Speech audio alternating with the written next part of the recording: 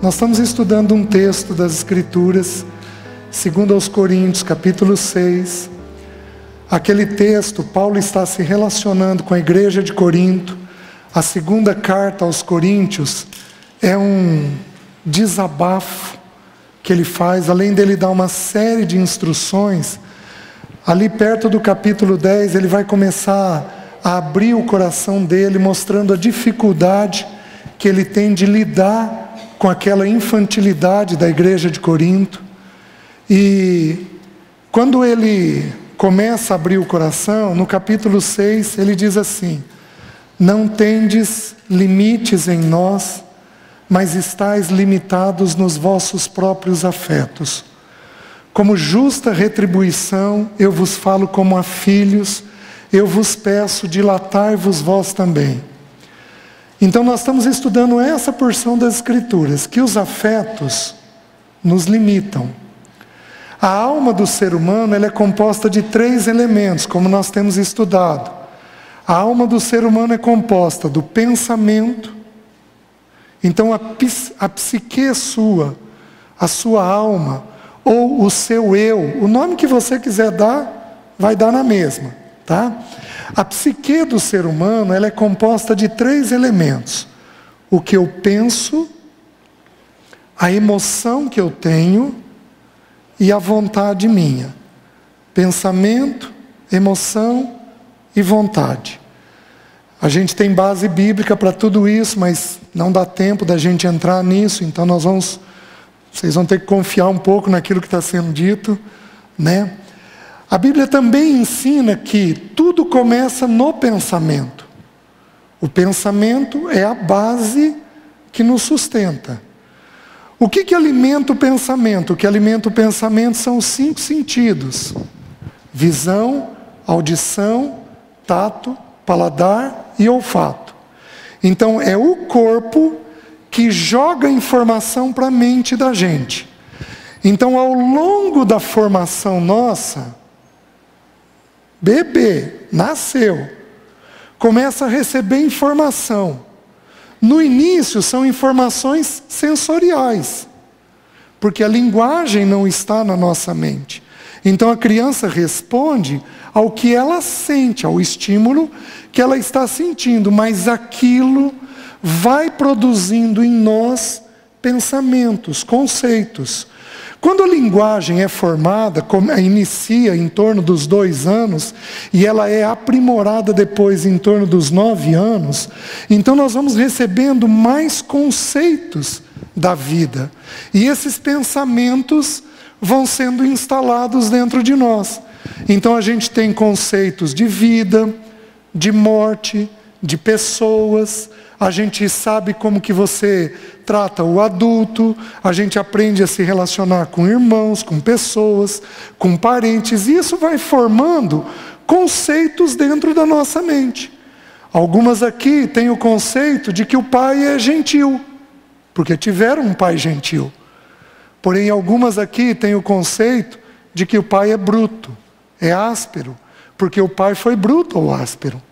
Algumas de vocês têm conceitos de que família é assustador, porque vieram de ambientes assustadores. Algumas de vocês têm conceitos de justiça ou de injustiça, que é um tema que nós vamos tocar já já.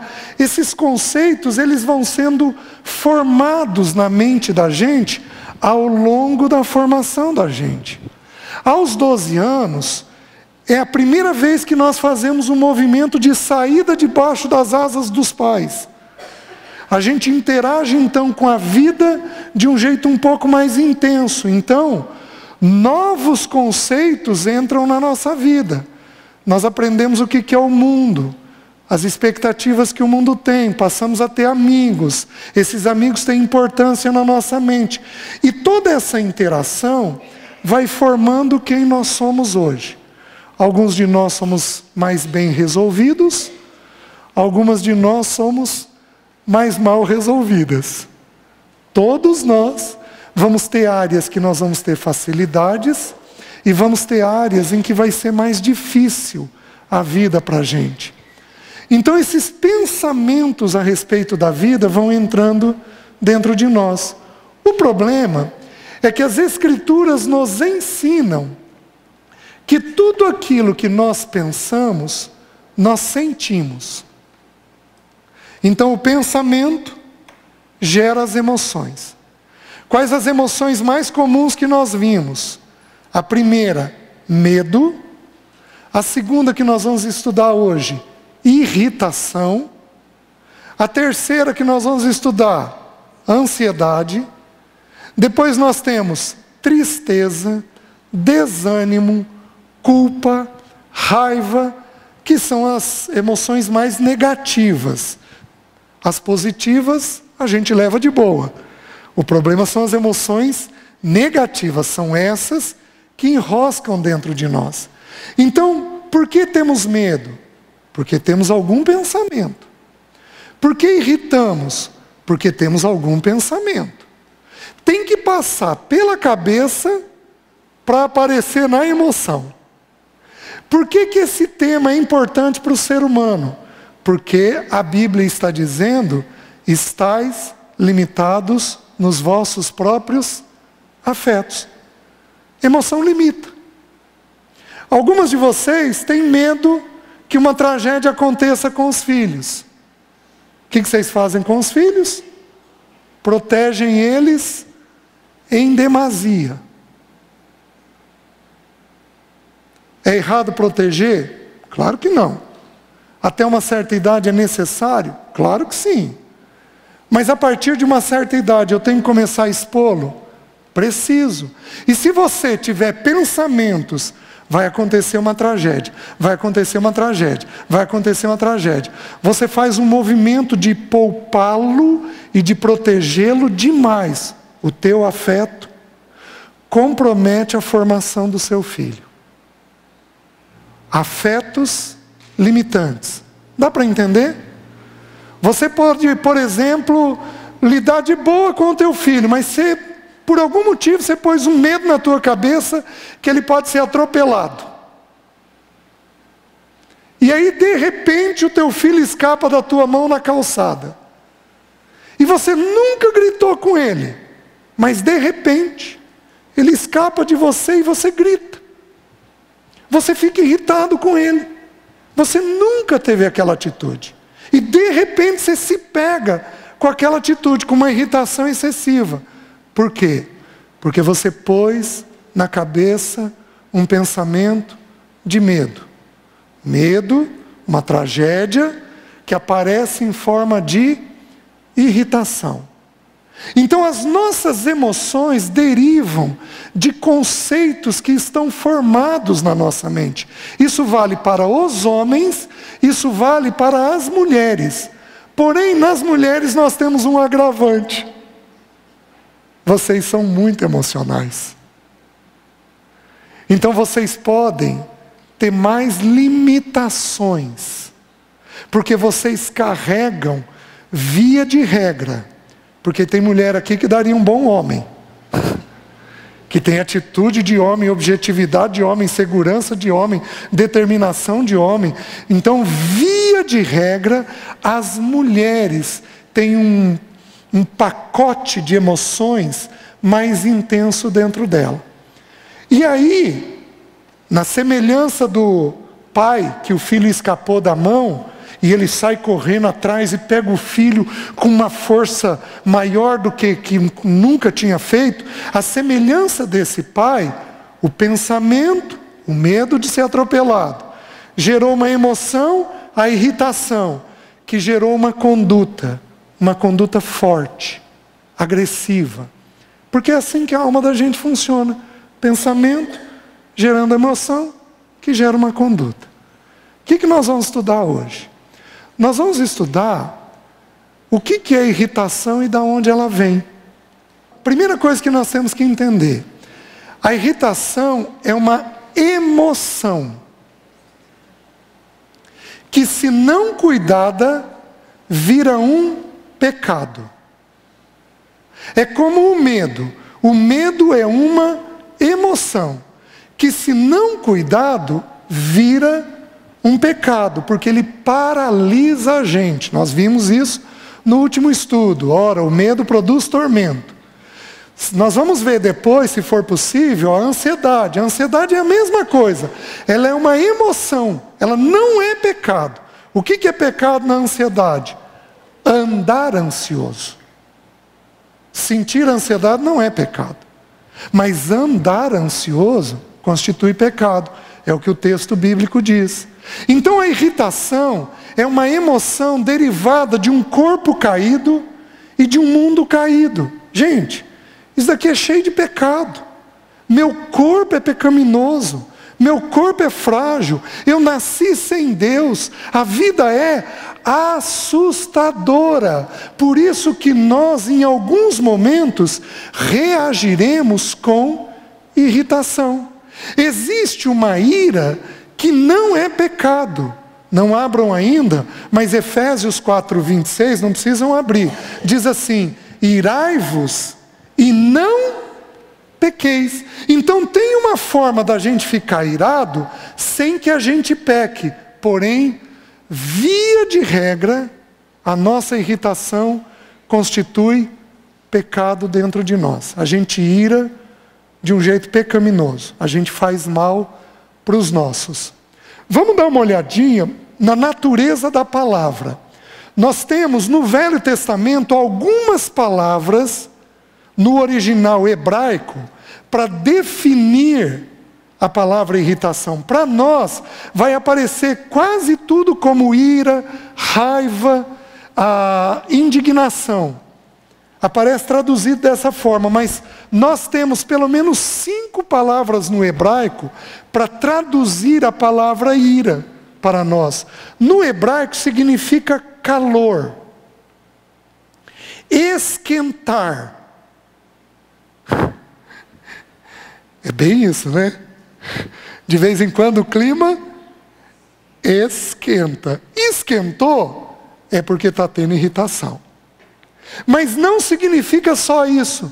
Significa também veneno, peçonha. Então, uma atitude venenosa que eu tenho para com o outro. Por quê? Porque na ira nós falamos coisas que não correspondem à verdade, que são venenosas para machucar e destruir alguém. Por isso é traduzido, é uma pena que nós não temos tempo de estudar os versículos que trazem a palavra como traduzida por veneno, para a gente verificar que é essa atitude verbal que a irritação deixa dentro de nós. Alguém aqui já foi venenoso com os seus? Levanta a mão. Vocês estão entendendo? Gente, a Bíblia é a Bíblia. Ela é linda. No Novo Testamento nós temos 3 palavras para descrever a palavra ira. A primeira delas é uma palavra chamada orde. Essa palavra significa mau humor, irritação, um mal-estar. Então, orde significa aquela pessoa mal-humorada. Sabe aquele filho que você tem que acorda azedo? Ele tem chance de ter orde. Ele tem chance de ter uma atitude de irritação para com a vida, de mau humor para com a vida. Então a primeira palavra descrita é essa, é aquele mau humor. Essa atitude, ela é contínua, ela dura dias, semanas ou às vezes meses dentro de uma pessoa. E se a gente não cuidar, ela pode ficar num estado meio crônico. E a pessoa ter essa atitude constantemente com os outros. Então a primeira palavra é orde. A segunda é thumos.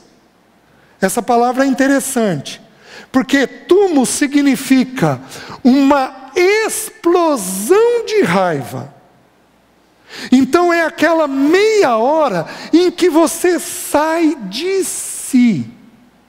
E se não cuidar, você toma vingança. Você bate boca, você explode, você não se contém, você não aguenta, você precisa pôr para fora tudo isso. Isso costuma aparecer nos homens, no futebol, costuma aparecer no trânsito. Aquela explosão que você tem, de repente você está batendo boca, você está xingando, você está fazendo coisas que não são habituais dentro de você. 20 minutos depois, meia hora depois, você é outra pessoa. Voltou a um estado normal. O problema é que esta palavra, quando ela aparece pela primeira vez no Novo Testamento, sabe quando que ela aparece? Quando Herodes ficou furioso com os magos, porque eles não vieram falar onde Cristo havia nascido, e ele mandou matar todas as criancinhas de 2 anos para baixo. Esta raiva mata. Esta raiva mata o casamento. Porque eu não aguento, eu não quero mais saber, chega disso. Meia hora depois, passou tudo. Mata o casamento, mata a psique, porque você pode falar coisas que não correspondem à verdade. Pode matar literalmente alguém. Então, esta palavra, ela tem uma explosão, ela tem um ciclo pequeno. Ela explode, a pessoa volta ao normal, porém o estrago que ela faz naquela meia hora é um estrago muito grande. Vamos dar uma olhadinha na Bíblia, o que a Bíblia ensina, de onde provém.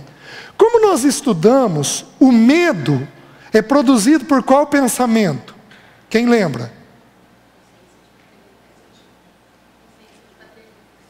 Solidão, ausência da paternidade. Se sentiu só, vai ter medo. Por isso que o filho pequeno, ele rola na cama, ele chora, ele corre para a tua cama, deita e dorme. O sono do justo. Por quê? Porque ele está sentindo a presença do pai e da mãe. Sentiu a presença, o medo dissipa. Se sentiu sozinho, o medo aparece. Então, o que produz o sentimento do medo? O pensamento da solidão. E a irritação? Como nós vimos, nós temos que olhar a primeira vez que aparece nas Escrituras. Abram, por favor, Gênesis capítulo 4. De 1 a 7. Coabitou o homem com Eva, sua mulher. Esta concebeu e deu à luz a Caim, então disse: adquiri um varão com auxílio do Senhor. Depois deu à luz a Abel, seu irmão. Abel foi pastor de ovelhas e Caim lavrador. Esta palavra lavrador significa escravo da terra. Ele não era um lavrador, um agricultor comum. Ele era um escravo daquilo que ele estava produzindo. Aconteceu que no fim de uns tempos trouxe Caim do fruto da terra uma oferta ao Senhor. Abel, por sua vez, trouxe das primícias do seu rebanho e da gordura deste. Agradou-se o Senhor de Abel e de sua oferta, ao passo que de Caim de sua oferta não se agradou. Irou-se, pois, sobremaneira Caim, e descaiu-lhe o semblante. Então lhe disse o Senhor: por que andas irado e por que descaiu o teu semblante? Se procederes bem, não é certo que serás aceito, mas se procederes mal, eis que o pecado jaz à tua porta e a ti cumpre dominá-lo. Vamos parar aqui. Essa história tem uma interpretação. A oferta de Abel nos fala, ele matou um animal para ser aceito pelo Senhor. Quem era aquele animal? Cristo. Porque nós somos aceitos por Deus por causa do sangue de Cristo. E a oferta de Caim fala das nossas obras, das nossas justiças próprias. Não, mas eu faço isso, eu faço isso, eu faço isso, eu faço aquilo outro. Então a gente tenta ser aceito pelas nossas obras, o que a Bíblia condena. Por isso que Hebreus vai dizer que a oferta de Abel nos fala até hoje. Porque ele confiou naquele animal que tinha sido morto, em Caim. Então esta é a exegese do texto, não tem outra. Agora, eu vou fazer uma aplicação do texto. Eu vou olhar o conteúdo emocional do texto. O texto ensina que ambos trouxeram uma oferta. E que um foi aceito e outro não. O que irrita? Num primeiro momento, o que irrita é não ser aceito. Guarda isso, porque isso é uma constância nos nossos problemas emocionais. A aceitação é a base da construção de uma autoestima equilibrada. A autoestima, a personalidade, ela vem em cima da aceitação. Teve uma boa aceitação, é uma pessoa equilibrada. Não teve uma boa aceitação, vai ser uma pessoa descompensada de alguma forma. Os pais não souberam lidar com a aceitação, vai descompensar. A aceitação é a palavra-chave para educar filhos. Essa palavra é tão significativa que a Bíblia diz que Jesus desceu a nós cheio de graça. Sabe o que significa a palavra graça? A aceitação. Por que nós somos bem resolvidos quando Jesus nos alcança? Porque Ele nos dá plena aceitação. Então, se você se a tua formação foi uma formação ruim na tua aceitação, você vai descompensar de alguma forma na tua emoção mais tarde. Então esta palavra é uma palavra-chave para as questões emocionais. Mas no caso de Caim e de Abel, nós não paramos aí. Porque o Senhor vira para ele, quando ele não tem a oferta dele aceita.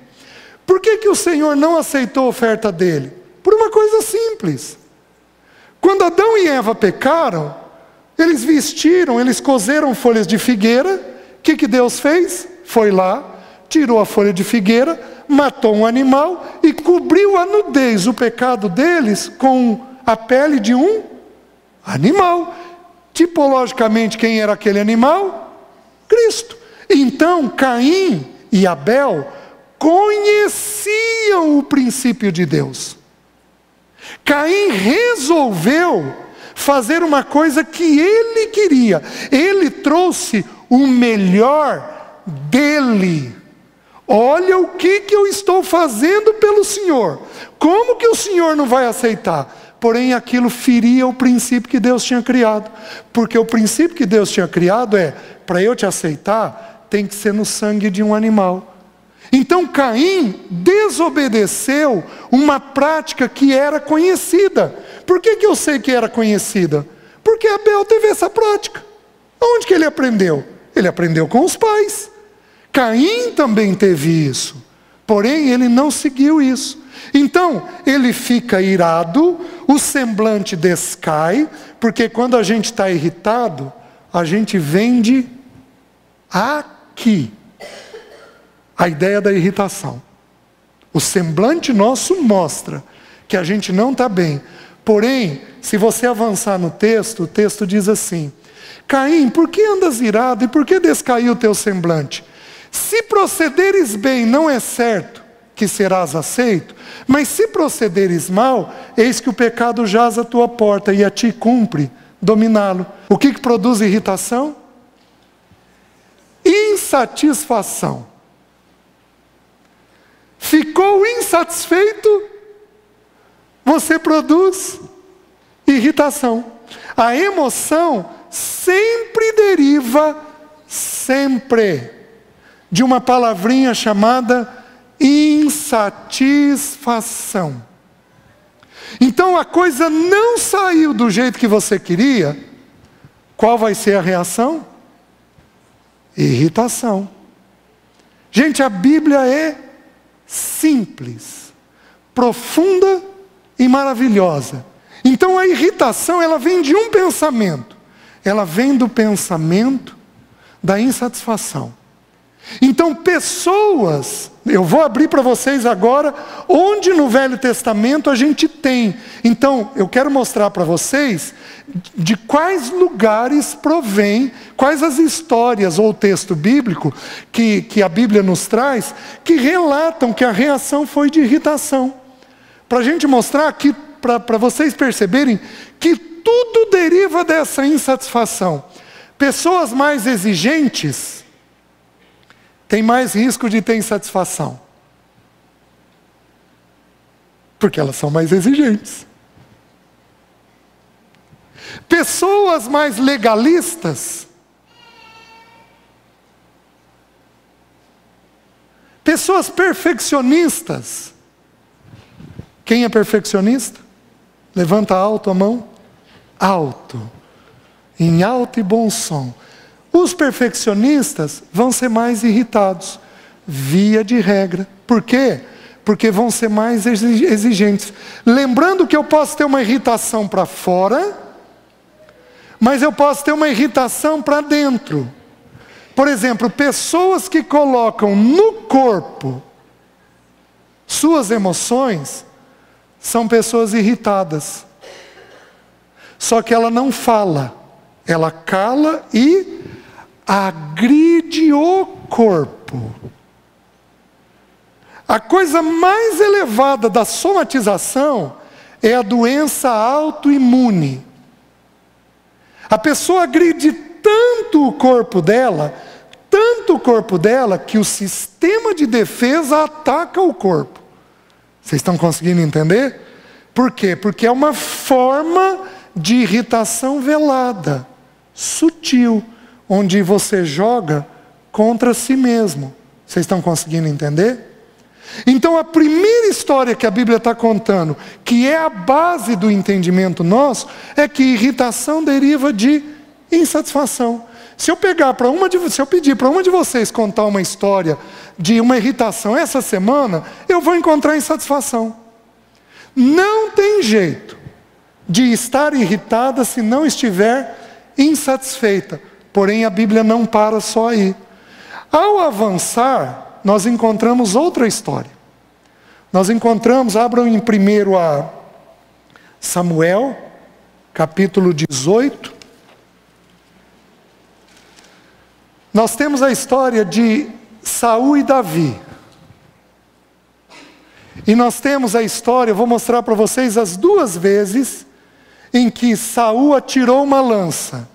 Ele atirou 2 vezes contra Davi e 1 vez contra Jonatas, o filho dele. Então ele teve um acesso de ira, o túmos. Ele teve aquele acesso de ira onde ele pega a lança e tenta matar, fosse Davi, fosse Jonatas. Por que ele faz isso? Vamos dar uma olhadinha. Versículo 9 diz assim: daquele dia em diante, 1 Samuel 18, 9. Daquele dia em diante, Saul não via Davi com bons olhos. No dia seguinte, um espírito maligno da parte de Deus se apossou de Saí, que teve uma crise de raiva em casa. E Davi, como nos outros dias, dedilhava a harpa. Saul, porém, trazia na mão uma lança, que arrojou, dizendo: encravarei a Davi na parede. Porém, Davi se desviou dele por 2 vezes. Saul temia Davi, porque o Senhor era com este e se tinha retirado de Saul. Pelo que Saul o afastou de si e o pôs por chefe de 1000. Ele fazia as saídas e entradas militares diante do povo. Davi lograva bom êxito em todos os seus empreendimentos, pois o Senhor era com ele. Então, vendo Saul que Davi lograva bom êxito, tinha medo dele. Porém, todo o Israel amava Davi, porquanto fazia saídas e entradas militares diante deles. Versículo 29. Então Saul temeu ainda mais a Davi, e continuamente foi o seu inimigo. O texto está contando uma coisa simples, que aparece na história da família de Adão e Eva. Saul tinha medo. E o medo produziu o quê? irritação. Vocês estão conseguindo me entender? O medo produziu irritação. Então, pensamentos de medo, de tragédia, pensamentos de problema, de coisas ruins que vão acontecer, pode te deixar mais tenso e mais irritado. E é interessante isso, porque se eu pegar o sistema familiar de Adão e Eva, aí eu estou fazendo uma coisa um pouco diferente. Eu estou olhando um sistema familiar, coisa que a Bíblia ensina. Eu estou olhando que a família é um sistema. Eu tenho um pai, eu tenho uma mãe, eu tenho uma filha, eu tenho um filho, eu tenho um outro filho. Eu olho esse sistema aqui. Esse sistema interage entre si. No caso de Adão, ele teve medo. E o filho dele teve o quê? Irritação. Então eu posso ter filhos irritados derivados de pais medrosos. Porque o medo, como a Bíblia ensina, gera tormento.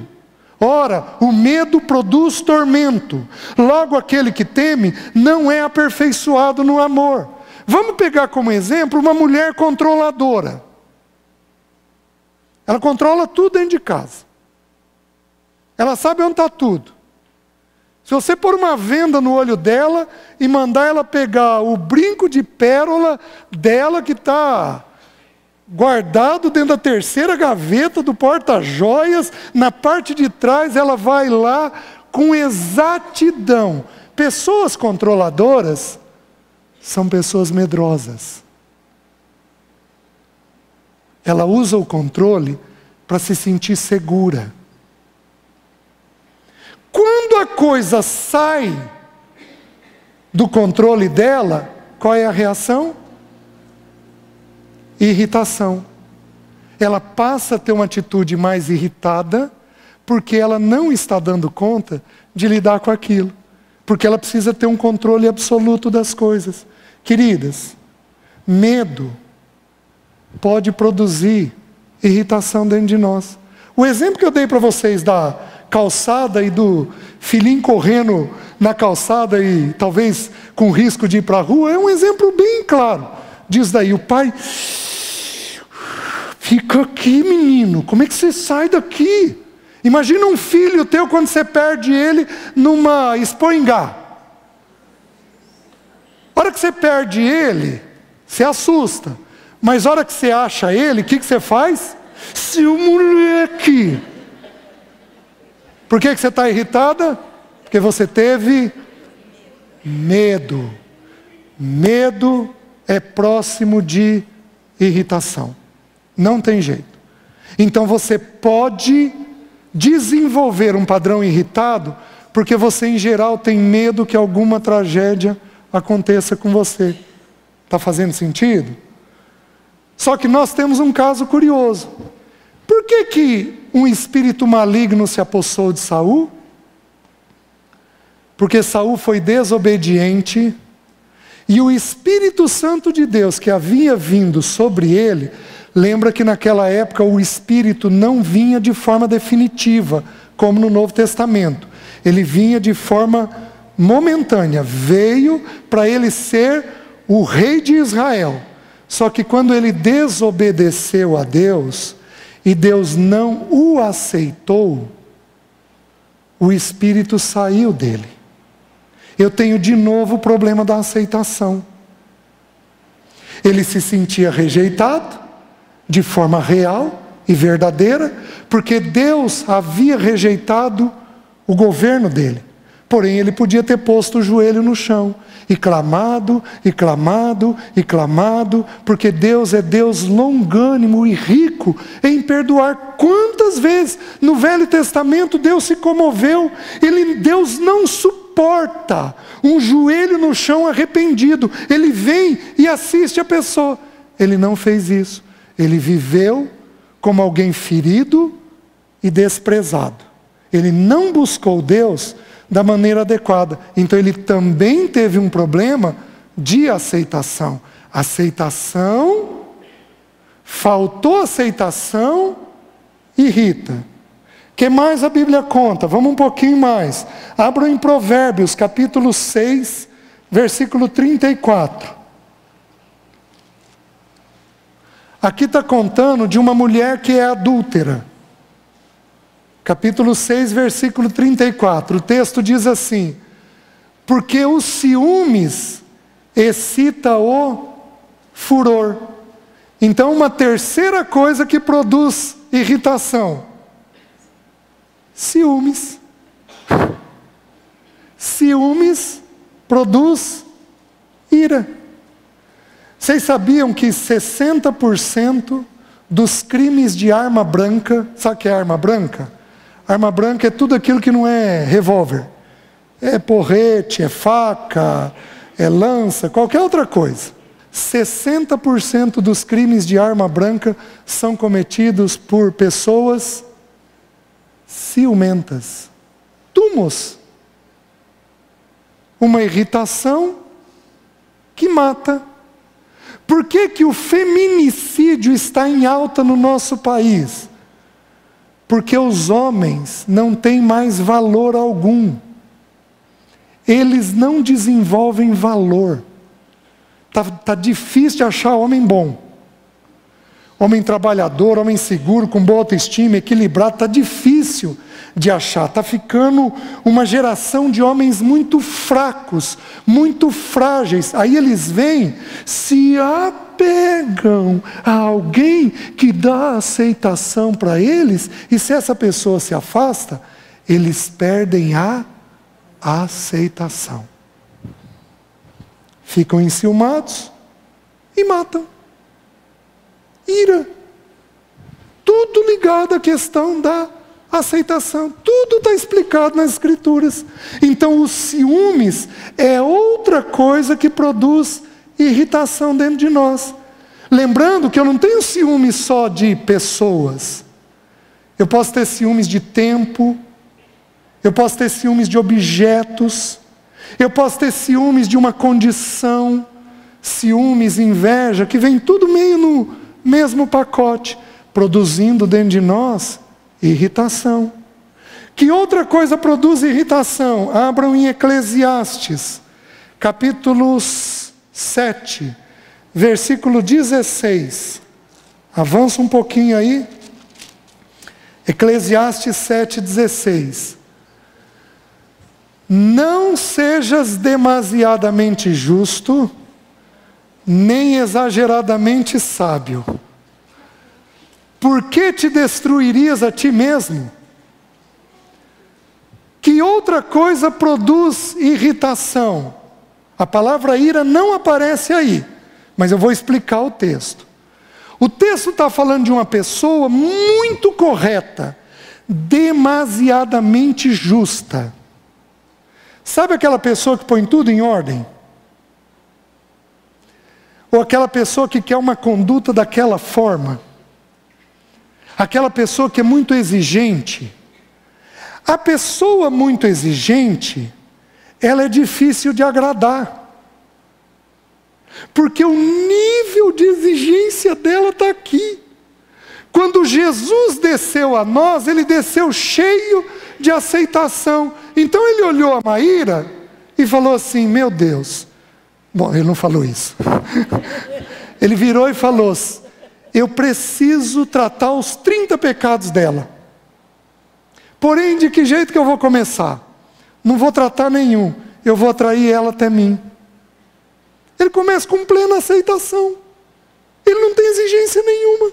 Ele apenas atrai a Maíra até ele. E uma vez que atraiu a Maíra até ele, dos 30 pecados vai pegar 1 ou 2. E vai devagarzinho tratar esses 2. Tratou esses 2, vai avançar com mais 1. Então pessoas muito exigentes são pessoas que irritam com mais facilidade. Está fazendo sentido para vocês? Porque não tem esse espírito leve da graça, da aceitação que a gente precisa ter. As irmãs estão entendendo? Então, se você é perfeccionista, é rígida, é exigente, vamos lembrar de uma coisa. A palavra de Deus é muito criteriosa. Nós precisamos obedecer. Nós precisamos de irmãos com peneira estreita para nos ensinar a viver o Evangelho. Porém, nós temos que fazer isso com um coração gracioso, tendo plena aceitação pela realidade, pelo momento de cada pessoa. Vocês estão conseguindo entender? Vou um pouquinho mais. Então, pessoas muito rígidas, muito exigentes, elas vão cair nisso. E aí, como o texto diz, ela vai se autodestruir. Por que te destruirias a ti mesmo? O que ela está falando? Depois de uma crise de explosão, você vai ter uma série de problemas. Está fazendo sentido para as irmãs? Vamos um pouquinho mais. Abram em Romanos, capítulo 1, capítulo 4, versículo 15. Romanos 4,15. Que outra coisa produz ira? Que outro pensamento? Então, eu estou colocando para vocês o pensamento da insatisfação, o pensamento do medo, daquilo que gera o medo. Estou colocando para vocês o pensamento da rigidez, da exigência, o pensamento dos ciúmes. Tudo isso irrita. Agora, Romanos 4,15 diz assim: porque a lei suscita ira. A lei desperta a ira. Então, pessoas muito legalistas, muito exigentes, vêm de acordo com Eclesiastes. Pessoas com muitas normas. Gente, a Bíblia é tão singular, porque a lei foi cumprida na Bíblia. E nós saímos de uma lei para uma coisa mais elevada. Nós entramos num princípio. Nós saímos da norma e entramos num princípio. A norma diz assim, assado dessa forma. Porém, o princípio ele é mais abrangente. Ele é mais elevado. Ele traz dentro dele a graça de Deus. Então, o que acontece? Pessoas, de novo, legalistas ou exigentes, muito moralistas, não levanta a mão. Mas vai ter mulheres aqui moralistas. Você fez isso? O pecado tem que impactar, mas não de forma moral, com moralismo. O moralismo indica que aquele tema não está tratado dentro de nós. Então eu exijo algo da pessoa que eu próprio ainda não me resolvi diante daquilo. Então eu sou moralista naquilo. Está dando para entender? Pessoas moralistas são pessoas mais críticas. Você pega um ou outro pregador inflamado sem graça, apontando o dedo sem a graça de Deus. Você pode investigar, que vai ter um perfil distorcido lá dentro dele de alguma coisa. Então essa coisa moralista, legalista, suscita a lei. E aí a última coisa, antes de eu encerrar para vocês. Romanos mesmo 1,18. Diz assim: a ira de Deus se revela do céu contra toda impiedade e perversão dos homens que detêm a verdade pela injustiça. O que produz a ira de Deus? Injustiça. Então prestem atenção. Injustiça produz ira. É a última coisa. Então eu falei para vocês da insatisfação, do medo eu falei para vocês dos ciúmes, eu falei para vocês da rigidez, falei agora no Novo Testamento para vocês da lei, e agora eu estou falando de injustiças. Se tem uma coisa que nós temos nessa vida é o quê? E este tema tem uma característica, no livro de Romanos mesmo. Deus diz que quem faz justiça é Ele. Então nós estamos proibidos de fazer justiça com a nossa mão. Nós podemos e devemos estabelecer as verdades das coisas para que haja justiça. Mas nós somos impedidos do Senhor de tomar justiça na nossa própria mão. Então, atos de injustiça são atos que irritam a gente. E aí deixa eu dizer uma coisa para vocês. Todos nós aqui, de mim ao menor que está aqui, todos nós viemos de lares, e nesses lares houve injustiça. Todos nós. Às vezes um pai que não ouviu uma mãe, foi injusto com ela. Às vezes uma mãe que não atendeu e socorreu o filho no tempo adequado, foi injusto com o filho. Às vezes uma situação mais violenta, que eu já vou entrar, de abuso, que pode produzir um tanto de injustiça. Então, existem muitas injustiças na vida. Às vezes, a relação com a família maior, vô, vó, tios, teve injustiça e aquilo de uma certa forma feriu algum elemento da casa. Um pai ou uma mãe que deram mais atenção para um do que para outro e foram injustos com o outro. Deram demais para um e deram de menos para o outro. E tiveram um padrão de injustiça. Entrou injustiça, a ira se revela e se manifesta. Vocês estão conseguindo entender? Então nós precisamos entender que injustiça produz dentro de nós um estado de irritação. Vocês estão entendendo?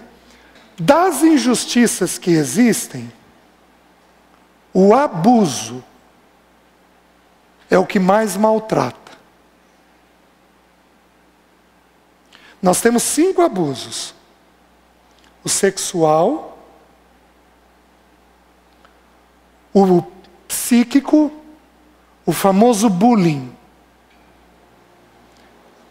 O pai e a mãe: você não vai dar nada, você não presta, você não serve para nada, você é um imprestável. Isso é um abuso psíquico, onde eu estou denegrindo a psique da pessoa, colocando a psique lá para baixo. O abuso emocional, quando a criança é exigida numa tarefa que ela não pode. Nós temos o abuso físico, quando a criança é agredida de um jeito errado, porque nós temos que disciplinar, mas quando ela é agredida, isso é um abuso físico. Nós temos o abuso de privação, quando você tem condições de dar algo para a criança, mas você priva ela de coisas básicas: comida, afeto, saúde. Você priva ela daquilo que é elementar, você tendo condições de dar. Tudo isso inflama o coração do injustiçado. Mas inflama o coração do injustiçado. Algumas de vocês foram fartas de injustiça. Por isso que correm o risco de ter um padrão de irritação. O padrão de irritação nosso pode ser num tema. Estudo. Pessoa sofreu bullying na escola. Ela não dá conta de sentar, na vida adulta, de sentar num banco para estudar de novo. Por quê? Ela não suporta, porque ela foi altamente irritada no período de formação dela. Sofreu bullying. com aquilo. A mente trava, não consegue aprender, não consegue avançar, porque já teve uma saturação de injustiça e derivado disso, a irritação. Vocês estão conseguindo me entender?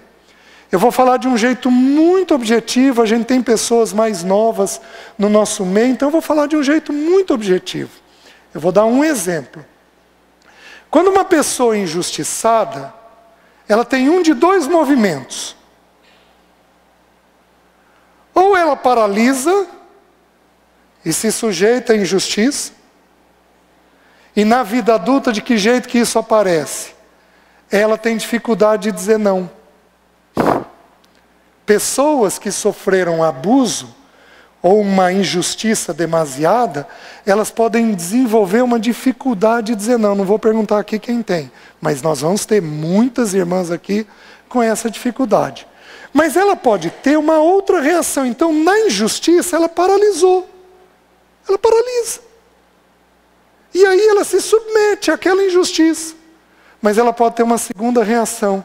Na injustiça, ela fica contida.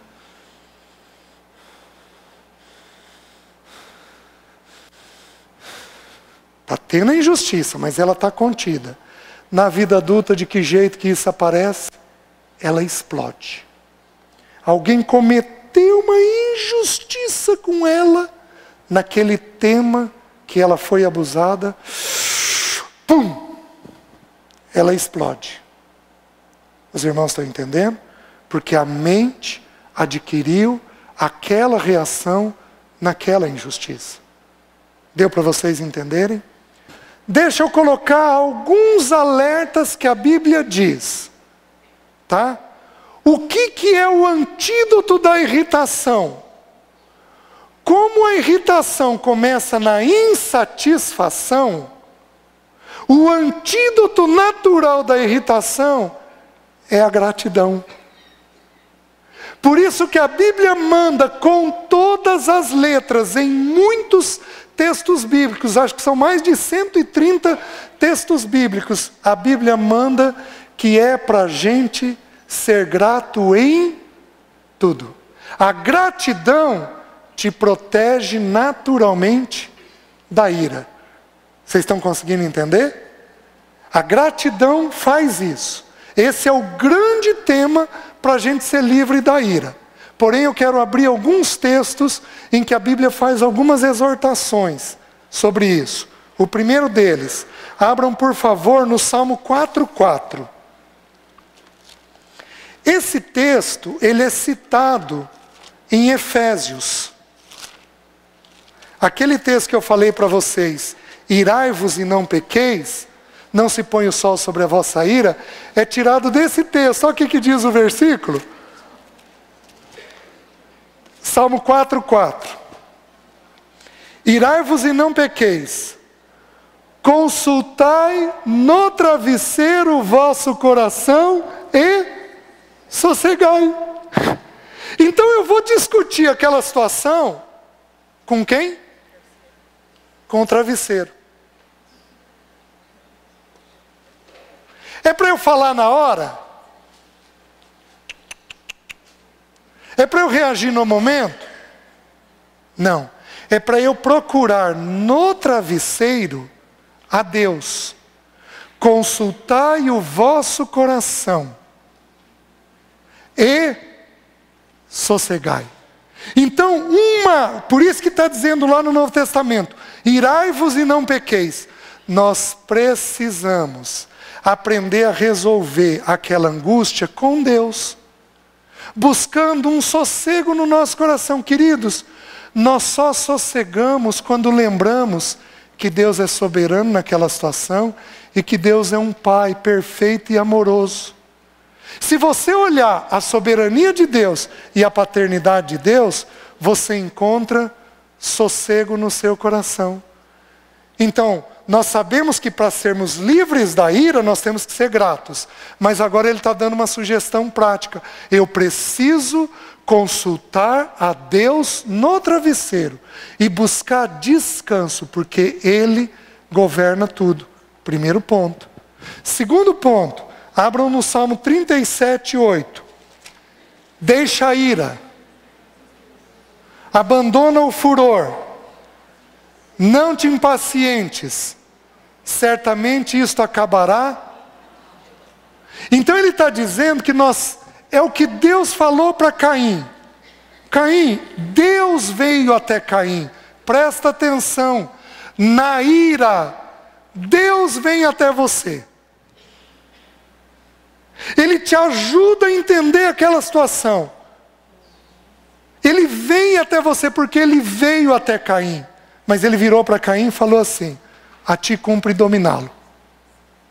Você tem que dominar essa emoção. Ele está dizendo para nós aqui que eu tenho que ter uma atitude de deixar a ira, deixar o furor, não me impacientar. Aliás, impaciência é uma forma de irritação. E qual é a primeira característica do amor? O amor é...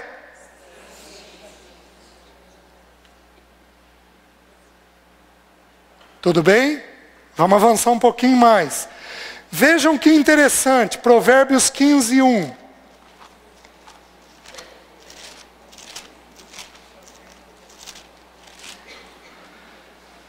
O que diz em Provérbios 15, 1? A resposta branda.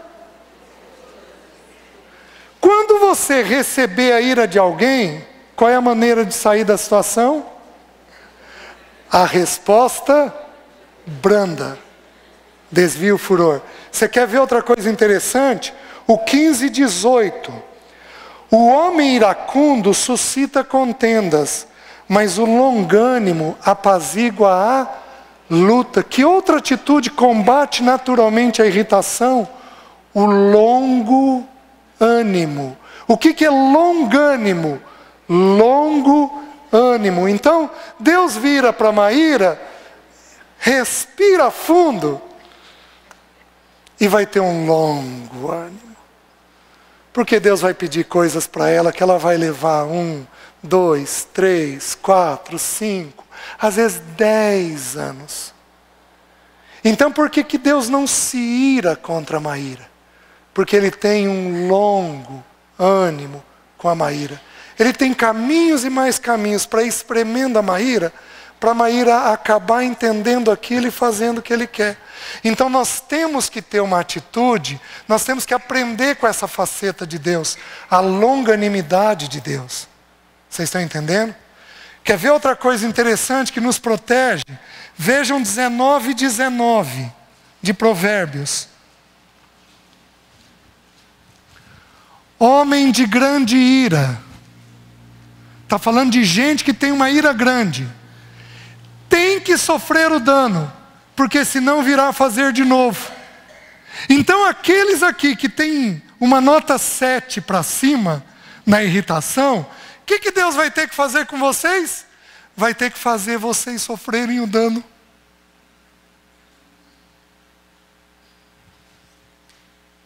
Porque senão vocês vão vir a fazer de novo.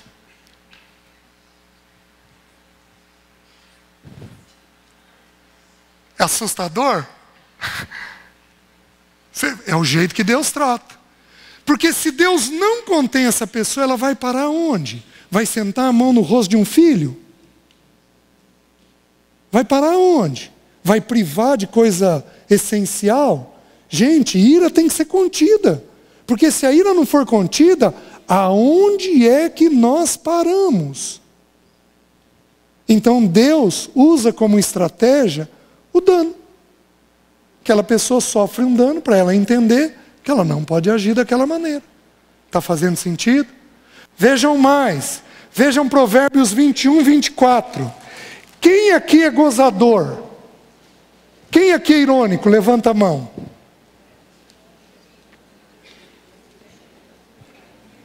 Presta atenção no texto. Diz assim: quanto ao soberbo e presumido, zombador é o seu nome. Procede com indignação e arrogância. Indignação aí é ira. Então presta atenção. O zombador, quem aqui tem gente na família que é de zombar, é de brincar demais? Toda família tem alguns assim. Presta atenção. O zombador, o texto está dizendo que ele é soberbo, que ele é presumido, ele se acha. A maneira pela qual aparece é zombaria, porém ele procede com indignação e arrogância. Ele é arrogante, mas ele é indignado, ele é irritado. Uma das maneiras da ira da gente aparecer é a zombaria. Então, gente zombadora, gente brincalhona, gente que belisca, muito pode ter esta atitude de ira dentro dela, esta indignação dentro dela. Está fazendo sentido? Aí mais um texto, Provérbios 22, 24 e 25. Eu estou terminando. Olha a importância desse texto agora. Agora tem um pouco de incerteza de como proceder. Provérbios 22, 24 e 25. Não te associes com o iracundo, nem andes com o homem colérico, para que não aprendas a sua vereda e enlaces a tua alma. A Bíblia está ensinando aqui uma coisa. Está ensinando que irritação contamina.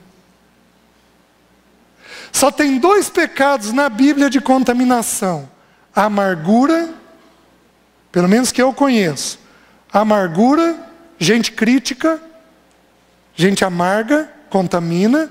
Primeiro, Hebreus 12 vai dizer para que muitos não sejam contaminados, falando da amargura. E a ira, a cólera. O texto bíblico está dizendo que não ande com a pessoa irritada, com a pessoa iracunda, para que você não aprenda o seu caminho. Porém, aqui nós vamos ter um problema. E as mulheres casadas com homens irritados? O que nós vamos fazer? Separar? Vocês não vão me virar agora? Querido, resolvi meu problema com você. A Bíblia diz que não é para andar com você. O César sugeriu que é para separar. Vocês não vão fazer isso. Porque a Bíblia responde a Bíblia. A Bíblia diz que é para separar só quando tem relação sexual ilícita. Teve? Não, então não é para separar. Porém, você tem que aprender a ter um distanciamento a tal ponto que você não absorva aquele padrão. Por exemplo, vamos voltar para a Maíra. Coitada, Maíra. Acho que o nenê está aqui, indo e vindo. A Maíra bate boca comigo. O que seria uma forma de eu me proteger? Dar uma resposta branda. Dar 2 passos atrás. Conviver um pouquinho menos. O que seria aprender o comportamento dela? Bater boca. Responder. Aí a gente cai no laço do iracundo. Isso é uma coisa sutil. Então a gente tem que aprender a ter essa distância para você não absorver o padrão que o outro está tendo. E assim você enlaçar a sua alma. Certo? Provérbios 29, 22.